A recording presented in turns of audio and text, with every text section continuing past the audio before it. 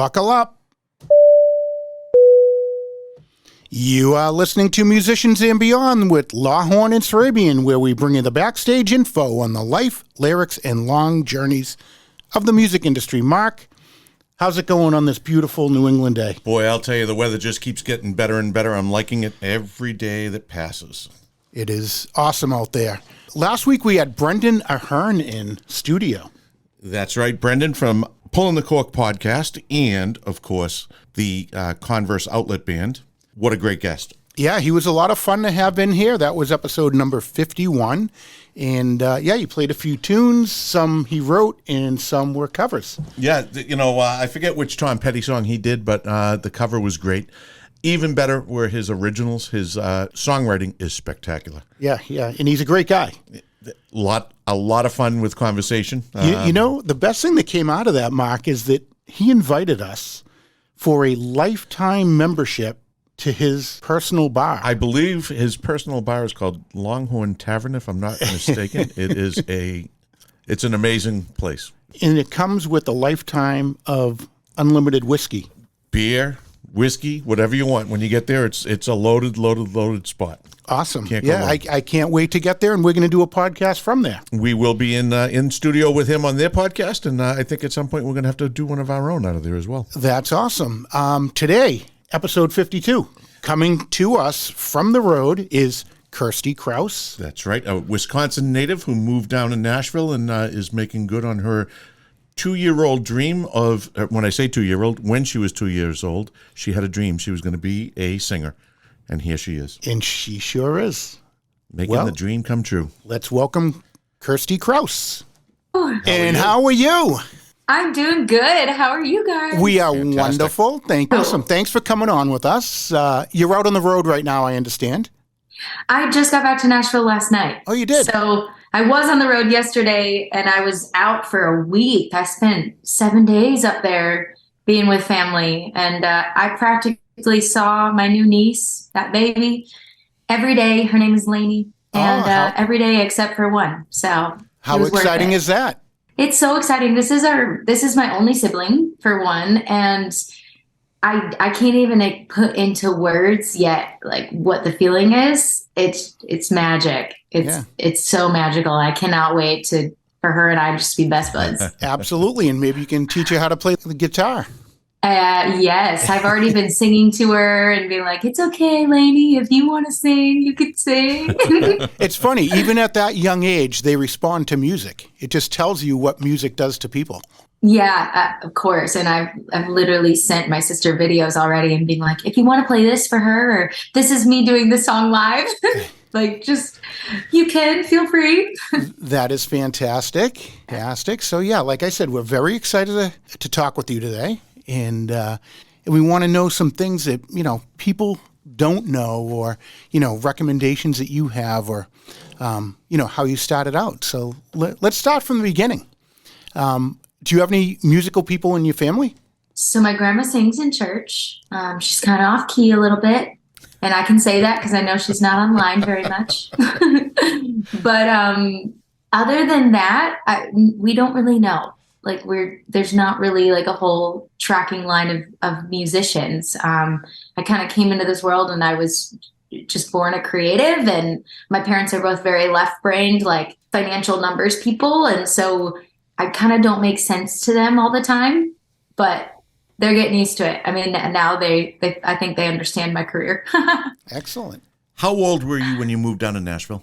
I was 27. Wow. And you moved down from Wisconsin, if I'm not mistaken, right? Yep. So I got out of college, and this is something that people don't really know. I got out of school. I ended up staying up in Madison to do a business degree with a music minor instead of going to Belmont, which was my heart was set on, but it wasn't in the cards for me. And I ended up staying in Madison, loving that I stayed and doing the full band experience, and then managing a band. And then I tried some corporate jobs. That was right after college. That was my using my sales experience towards these sales or marketing type of jobs. And I think I'm very grateful for that experience, because doing the sales part and the emails and the phone calls and the booking and the managing of that part of this job is easier for me because of that experience. So you treat your musical career like a business, and it's probably the smartest move anyone could do nowadays. Oh yeah, this industry is very much a business industry with music as the cherry on top.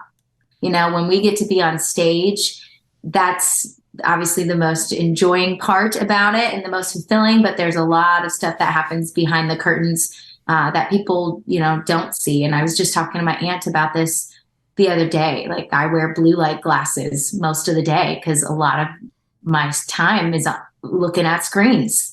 And you wouldn't think as an artist, but so much of today's day and age is about social media and connecting. And I take pride in really connecting directly with my fans and being able to talk with them. And they mean as much to me as vice versa. So I really do feel like we're building relationships and friendships, and I want to be available to that.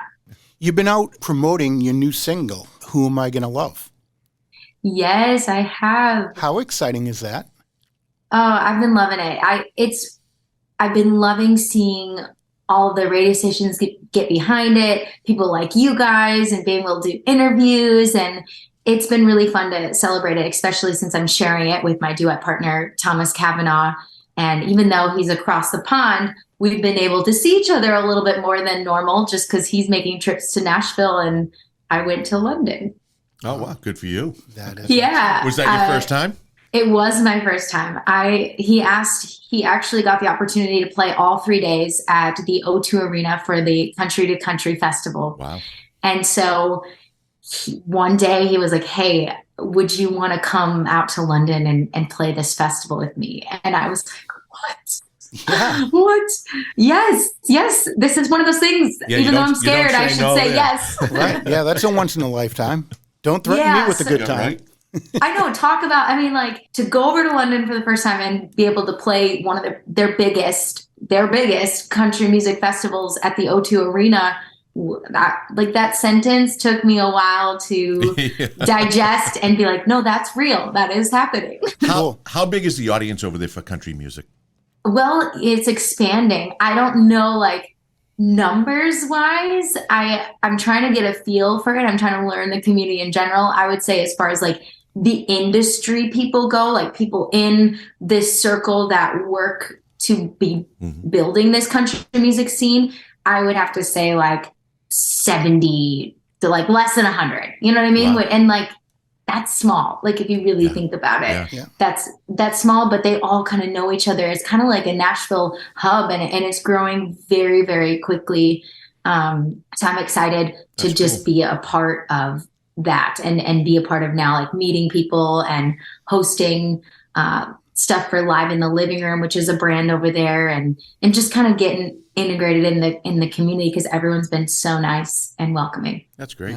Yeah, what a feeling it must be to go into another country and, get up there and sing your music and, look into the crowd and see the people grooving to your music and, tapping their feet. That made me smile so big. And I have told a couple of people this. I haven't shared this yet publicly, but it was really special. And there was a moment in London where I almost got into tears because there was like a line of 15 people like wanting to take pictures and have us, sign things. And there were 2 people in that line in different groups that brought these thank you cards that I wrote them for when they ordered my record online, and I sent them a thank you card. And we're talking like more than a year ago. We're talking like maybe 2 years ago.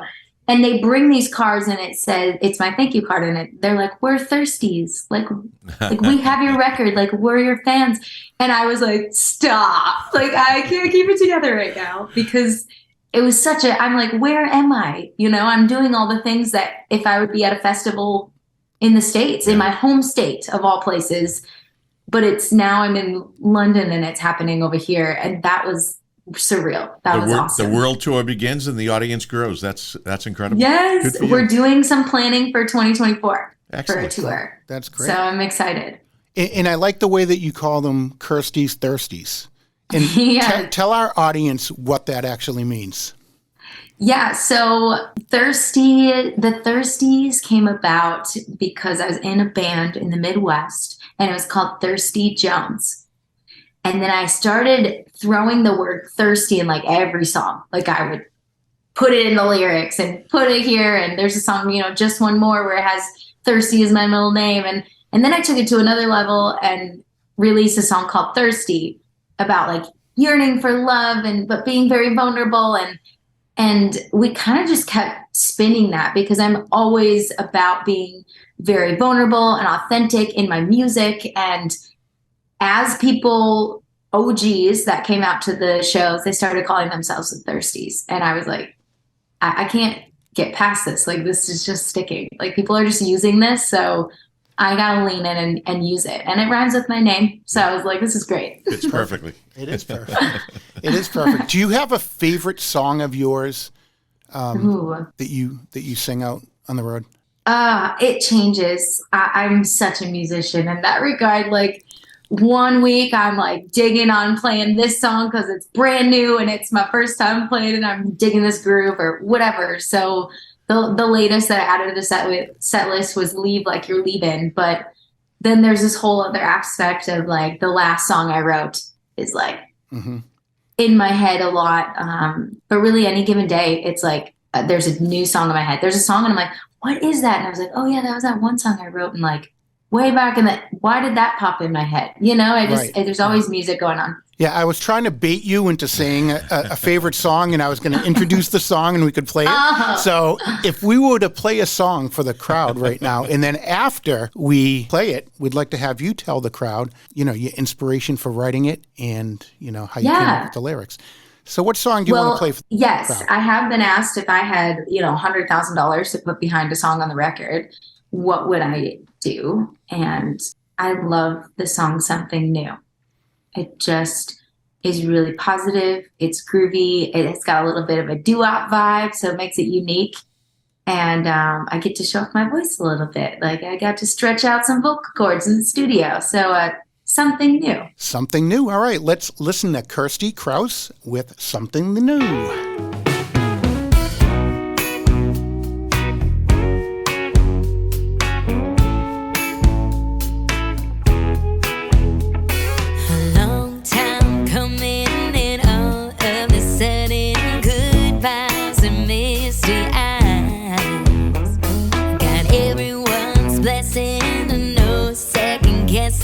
Never been a better time. They say good luck will miss you. We're always here if you ever feel like coming home. Won't forget where I came from when I moved away from the only life that I've ever known. I've heard it sound playing in my head for some. It's beating in my heart and it's strong, going with the groove. I'm starting something new. I'm following the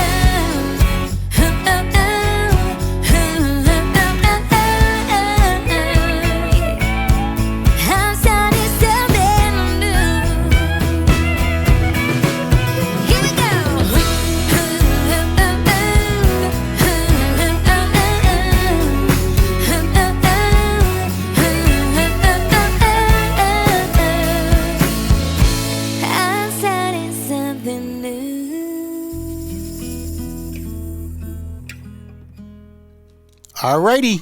That was Kirstie Kraus with Something New. Woo woo. Outside something new. Wow, we get live music and everything here. It's even better now. It is even better. Keep going, keep going. It sounds just like the recording. I'm just kidding. How did you come up with that song? Oh gosh. So I remember that day, and I was going to go write with Joe Sly, and he now resides back in Wisconsin. But I've known him on and off, like in different capacities since I was 15. So I was going to go write with him. And before I left the door, my roommate asks, "Are you guys going to finish something up, or are you going to start something new?"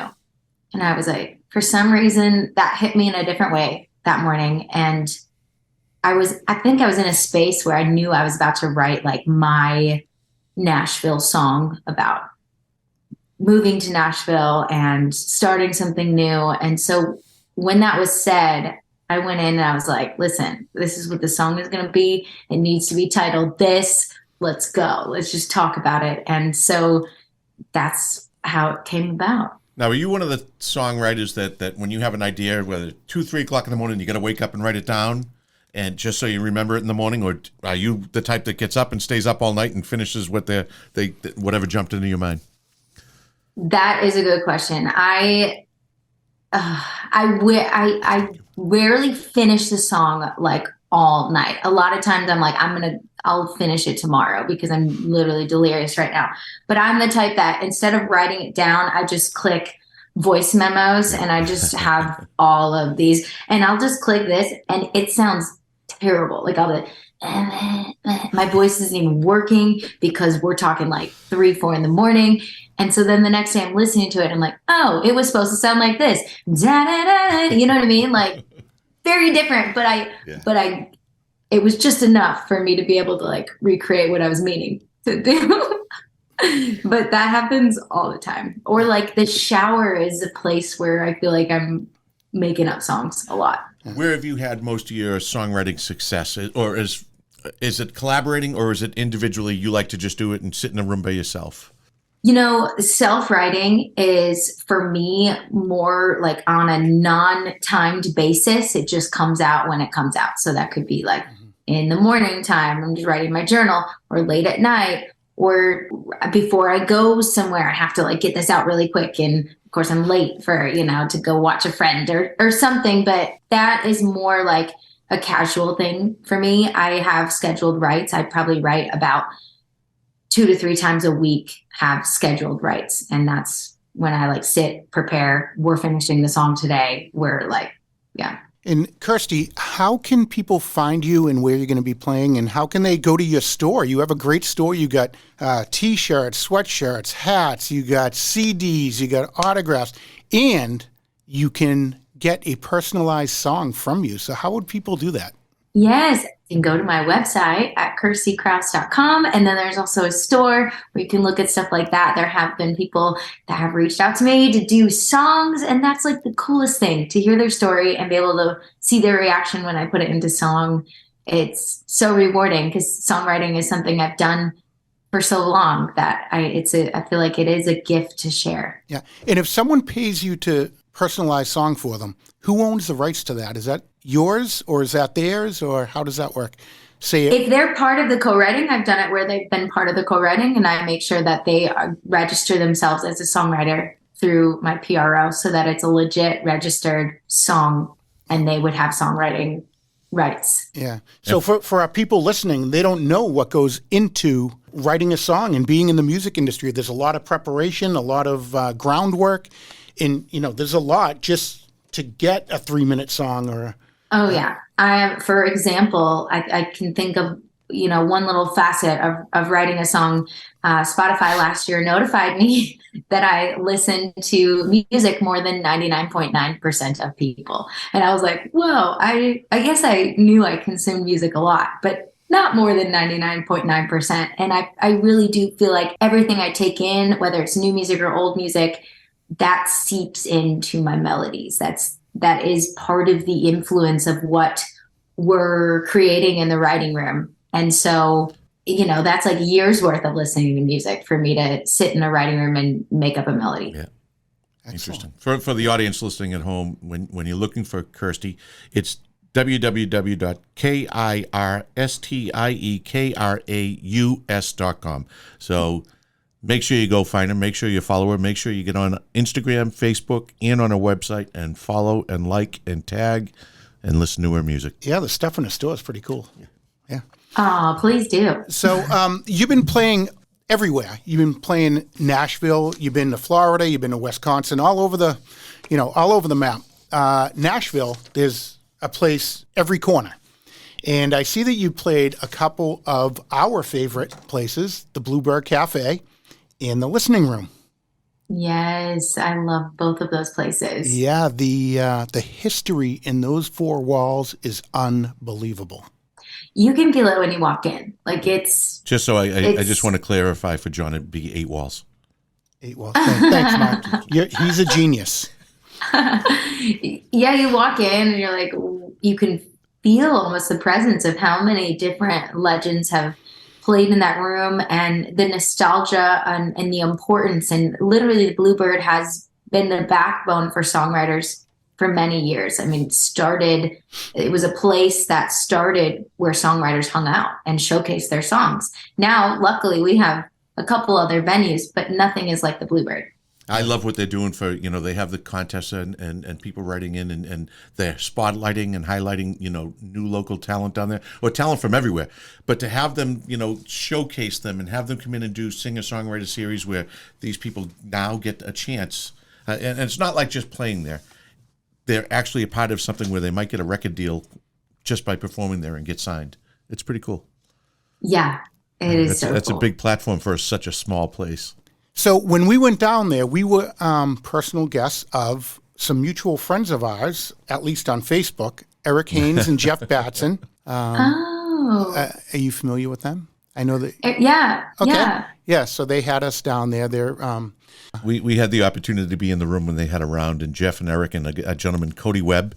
And then I love Cody. Cody's a great guy, isn't he? Yeah, I was in his music video. Oh, no kidding. Which one? The truck one. I can't think of. Oh, gosh. It was up because he's up from that area, and I know a lot of artists that are up like from that area originally. Yeah, South Carolina. South Carolina. Yeah. Oh, I'm going to have to go back and watch the video They again. lived in Nashville for some time. That's cool. I just saw him in person at CRS, which is Country Radio Seminar. Oh, yeah. In March, and got to see him perform and say hi. And such a great I told kid. him I would be in another music video. He'll have me. Just let me know. He is super talented. So Jeff and Eric are good friends of ours, not just on Facebook. We talk to them quite a bit, and whenever we go down, we visit with them, and they come up here every now and then. They did tell them I said hello. I certainly will. Well, they did a firefighter tribute song years back, and they wrote in a part of it. It's the Firefighter's Creed, and this one gets to perform at the Bluebird twice now, I believe, doing the Firefighter Creed as part of the song. And it's like, come on, you can't sing. Yeah, Can't not play bad music. for a guy who can't sing and can't play the guitar. I can say But that's not the point always at the Bluebird. It's about the song. It really is about the song. Like, you can deliver it heartfelt and not be the best singer of the world, but it can still move people. And you guys probably have witnessed that. I sat there in awe, and I'm jealous that the reason I say it the way I do is because I'm jealous that he gets to do it and I don't. But to sit in that room and watch the crowd response to when he's reading the creed and surrounded by the song that they've written, it is awesome. Incredible to watch people just well up. You can see they support firefighters, that they have a lot of pride in their firefighters that they know, but the story and what the song's about, you just see people start literally tears running down their face. It's pretty cool to see that music can touch someone like that and that he can get some notoriety out of it. That's so special. I love that. So just the reason why I do it is I am a firefighter just outside of Boston. So that's how that all came about. That it is. My sister's husband is an EMT firefighter. Excellent. And it's a lot of work, and we appreciate your service. Thank you. Thank you very much. What do you got in the works going on right now? I'm gearing up for a song coming out in May.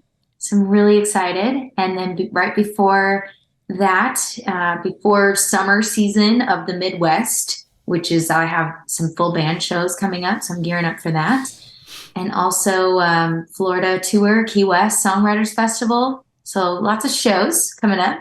A new song, and then right around the corner, Friday, April 21st, I'm hosting a party, and it is an event that I've wanted to do for a long time, and now it's finally happening, and I just announced it on most of my platforms, but it's called Songs Out of Nash, presented by Kirstie Kraus, and it's a night where all of my friends and co-writers are coming out and performing songs that I co-wrote with them. That's so awesome. That's even fun. though I'm an artist, we're showcasing the songwriter side for the night. So I'm really excited. That's great. That just shows you what kind of a person you are, that, you're highlighting everybody that's involved and not just you.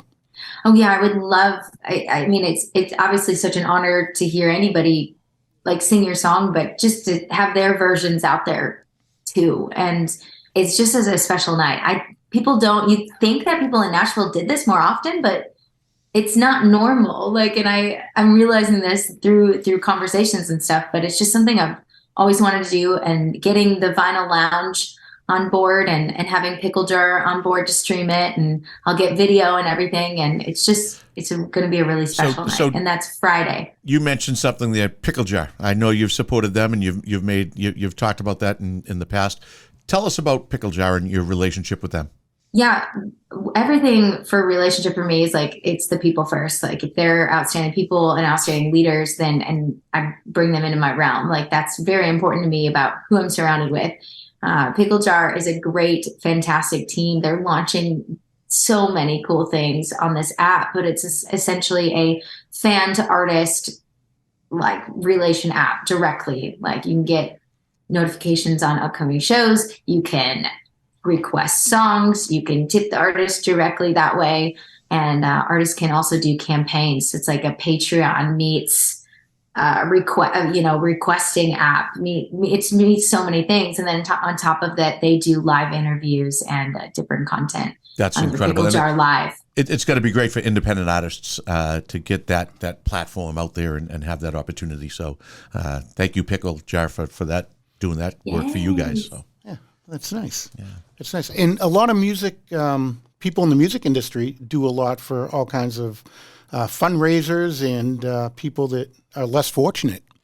And, we really appreciate that, you and all the other musicians out there are doing things to help those in need. Yeah, this past year, there's been a lot going on. Like, these storms get bigger and bigger. These hurricanes are affecting musicians as well. I remember doing the Trop Rockathon, which was just to help artists down in Florida that literally couldn't play for at least a month, or if not more, because their places that they played at were literally shut down or ruined and needed to get regrouped back up after tornadoes and hurricanes. And it's been kind of crazy, this weather, and then also people being affected by school shootings. There's a lot going on in Nashville right now. There was some somberness this past week. I mean, it's just, I try to be a part of events as I can. One of them I was not able to do this past week because I was up with my family in Wisconsin. Mm-hmm. But every time I get asked and it's something I can do, I love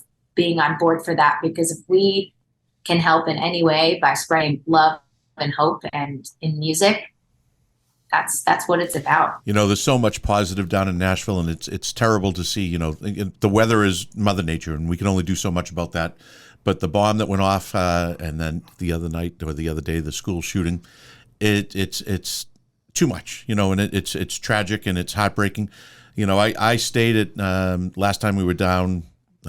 Before John and I were down last, I took a few friends down, and I lied to him. I told them we were staying at the Omni, and I actually put us up at the downtown Nashville hostel, which is a really, really great spot, to be honest. But it was, and part of my sadness is that bomb that blew up and took out those buildings on Second, it blasted straight through to First Street. That's right there. So you can actually see right straight through the building where our room was, and see the river now from Second Street.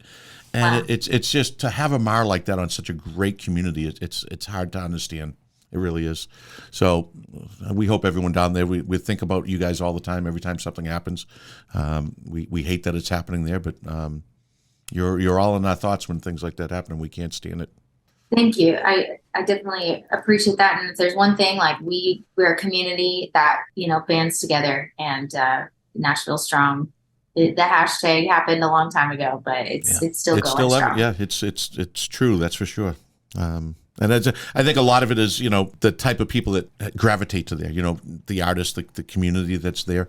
I think a big part of that is the heartfelt feelings and the people that you are make it a little bit stronger than other areas, in my opinion. Well said. I love that. So you also mentioned something. Let's get back to maybe a more positive note or a different sense.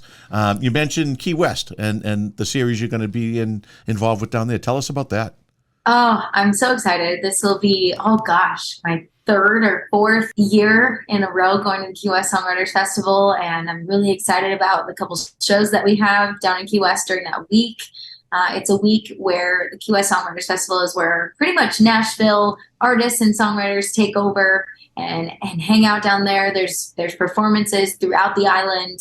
And I'm just excited to be a part of it again, because it's really how I've met new co-writers. I've met guitar players, like just hanging out and kind of more of a relaxed beach setting, which is my vibe. I like it. Yeah. So when is that? I'm sorry, John. What time of year is that?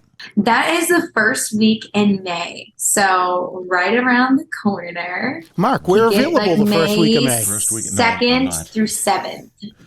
Well, good. I'm available first week in May. I'll carry your guitar. I'll tell you what, I love Key West. There's so much going on down there. The food, the music. Green Parrot is one of my favorite spots. I just think it's such the environment and the music and everything. I love it. It's incredible. We'll be at the, for sure, the Tipsy Rooster, it sounds like twice. Sure. And then we'll be at the Sunset Pier from 1 to 4, like that Sunday. We'll also probably pop up at the Smokin' Tuna and Island Dogs and a couple other places. I think we're scheduled for some writers rounds. Excellent. The Island Dog is the home of the Southernmost Patriot Fan Club. I've been there to watch a few games, and it's a great spot to be. That is a fact, yes. So you like the beach vibe? It seems to be a thing now.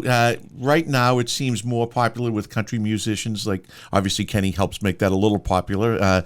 But it does seem like people enjoy that relaxed feel that are into country music right now. Yeah, I think it started for me really in 2020. I started going to Florida and visiting my aunt and just playing outside shows where I felt comfortable and people felt comfortable being outside. And I was like, I have to play. That's what I do for money. So I'm just going to play outside my shows. And I started writing Florida songs. I just got into it and I realized I really enjoyed it. And I was seeing people enjoy listening to them. So I wrote some songs called Beaches Be Crazy. Yeah. And I wrote songs like Shell Bent, because you're hell bent on getting to Florida all the time. So you're shell bent and stuff like that. And it's been really fun. Now I think I'm 15 or 16 songs deep in the Florida songs. And I have really enjoyed getting to be a part of the trop rock community. So the trop rock is short for tropical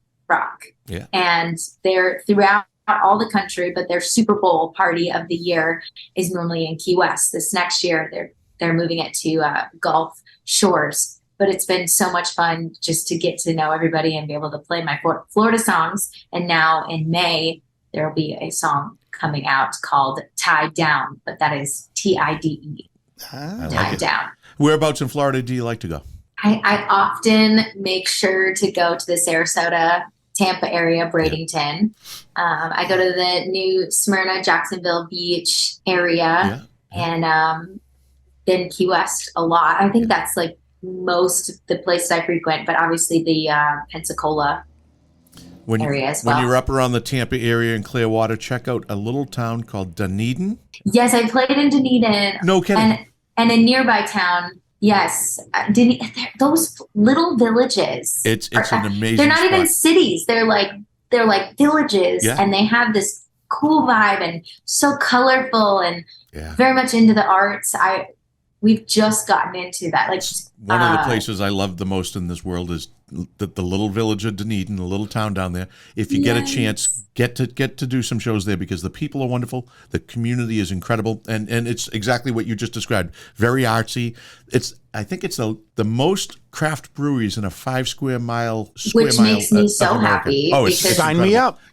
I'm from Wisconsin, so I'm kind of a craft beer snob. I love it. But I love it. yeah. So am but I. I would love to be more in that area. We're just starting to infiltrate that and like doing a couple shows, and so I'm looking forward to being back and playing more places in that area. Kirstie, when people hear you out singing, do they compare you to anyone? No. This has been the longest running because I'm such a marketing person. I feel like I go up to an artist and I'm like, you're a little bit of this mixed with this, and you have this tendency. Do you know this? Like I tend to overdo it. But I ask people and they're like, I don't know, you sound like you. And I'm like, but that's not helpful from a marketing standpoint. Well, no, it actually is. I mean, that's awesome because you sound awesome. So, why would you want to emulate someone else? But, sometimes when musicians are out there, a lot of people will say, you sound like, or you look like, or, whatever. But it's good that you have made your own niche that, the Kirstie Thirsties. I appreciate that. I mean, I've heard like maybe some notes of Miley Cyrus, like in the scratchier parts of my voice, or it's kind of like, it's not a consistent thing. Mm-hmm. And I'm looking for that like consistent kind of couple sentences or in the marketing standpoint, but I haven't been able to pinpoint that. And I think as I release more music, hopefully maybe that will come about. I don't know. So as a musician that's really starting to get a name for herself, who would you like to share the stage with? I mean, Brett Eldridge, and I don't know how much I'm allowed to like release, but I might have a show coming up where he's after me. Possibly. And that would be amazing. Wow.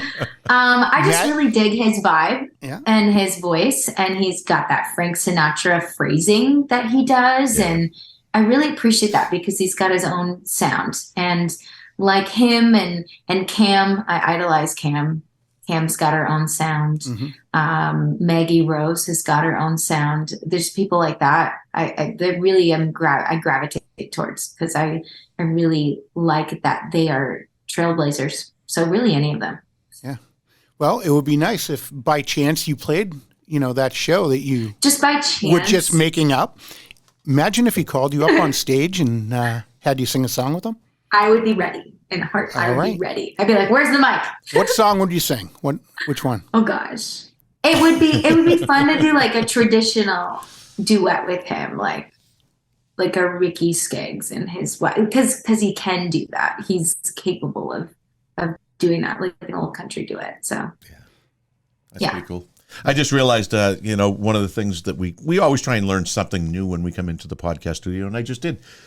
Looking at myself, it took me all this time to realize that you don't wear a green shirt when you have a green screen behind you. Oh, I'm just noticing. Oh, it actually sinks into the screen. It does. That is hilarious. I didn't realize that until you said it, Mark. So we learned something. Yeah. So with that, I feel like it was there at one point. I don't know. But now it's not anymore. Yeah, it's the white lettering standing out, but nothing else. Right. So with that, let's segue into, we always ask the artist, if you were going to tell a younger artist or someone coming into the industry some sage advice, something that will take them, that may not hear in a classroom from the family, something that you can offer them that you've learned.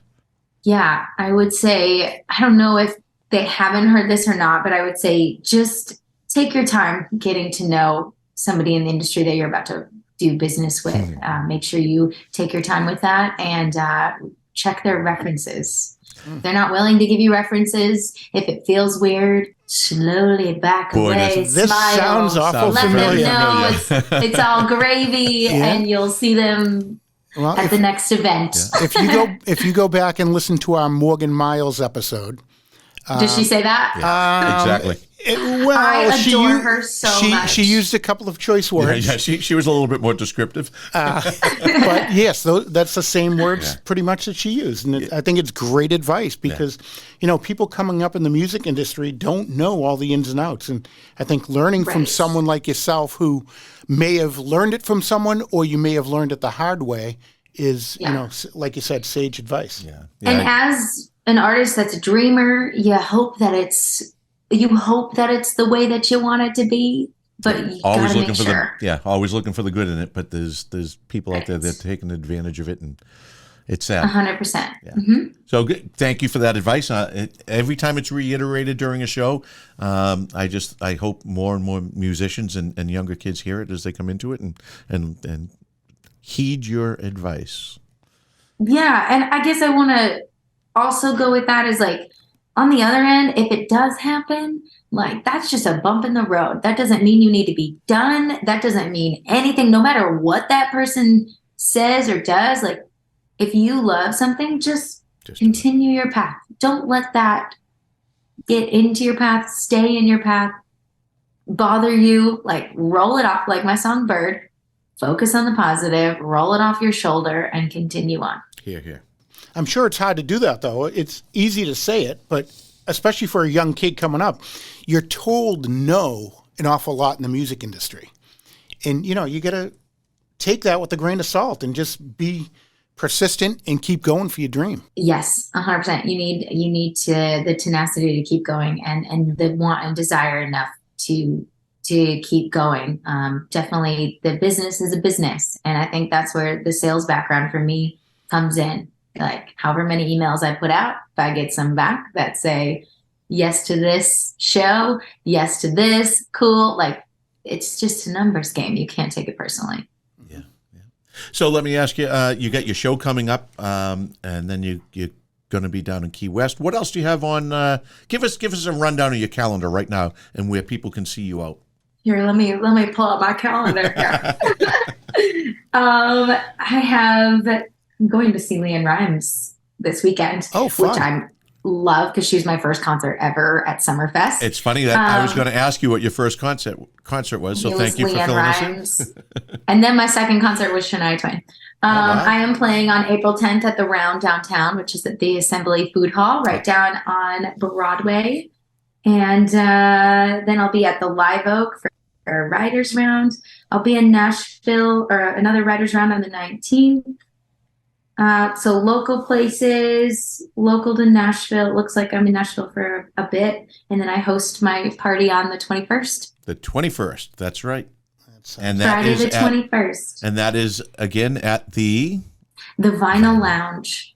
Brand new spot. They print vinyl at their place. They printed Hardy's stuff. They printed a lot of stuff. And then also a lot of labels in town do showcases there. Oh, wow. So it's a really cool venue. I'm really excited. That must be pretty cool to see how they make the actual vinyl. Yeah, they have windows that are just open and you can watch them being pressed. Where is that located? It's on 3rd Street, but a little bit away from all the tall buildings. Okay. So you can look, literally, you can see the skyline. Beautiful. But it's right downtown still. Mm-hmm. Excellent. Awesome. So for our listeners, we are talking with Kirstie Kraus. This is episode 52. And we recommend that you go check her out on Instagram, Facebook, follow her website, buy some swag from her store, and download some of her music and support her incredible talents. Yeah, check out her music. You're going to be pleasantly surprised at what you're hearing. And it's her original work, original songs, and it is a gem. So get out there and listen. So, Kirstie, before we close up the show, what song? You guys are so sweet. Thank you. What song would you like us to close out the show with? Let's do a fun song. Let's do the song Just One More. Just One More. Okay, this is Kirstie Kraus with Just One More.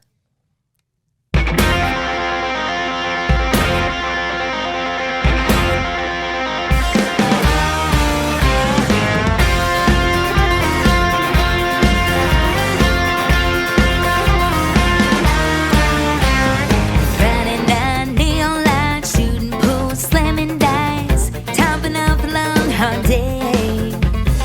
With a record breaking high, and that drink sure hit the spot. Thirsty is my middle name. Pin my tab, it's been fun, it's getting late, I gotta run. Man, I wish I could stay. Then headlights cross the window, guess Bobby's back in town. That son of a gun, I owe him one. Oh, I can't live now. I just stopped him for one. Now we're all having fun. Off the clock, on the rocks, what turns into 3 of us. 5 short hours till I'ma be buzzing. And if I stay for another, I'll be in too deep up a creek. Y'all gon' help me paddle back to shore. I guess I got time for just one night.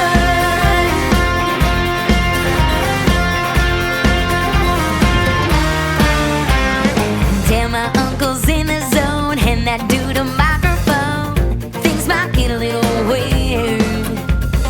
Karaoke, achy breaky, singing loud 'cause we're all crazy, but we're regulars here.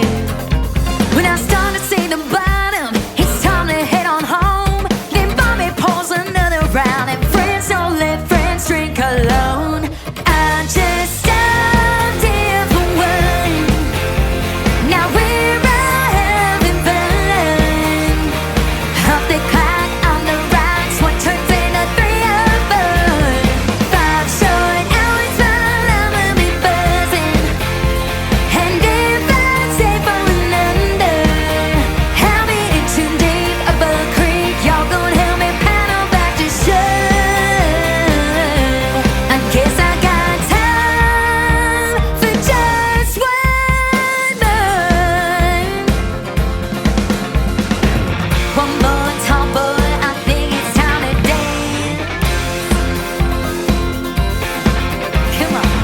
One more sing long, drink long with the band. One more chance to clap your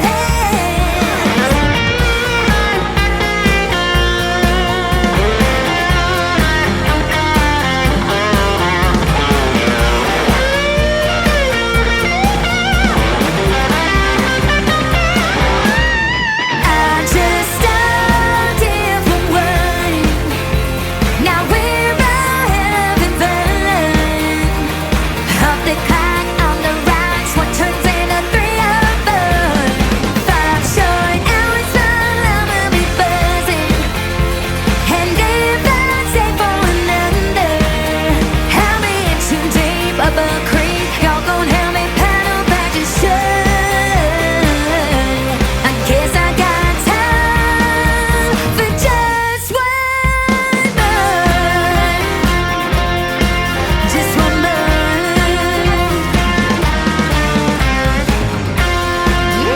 It sounds so good right now. Buzz, what do you say?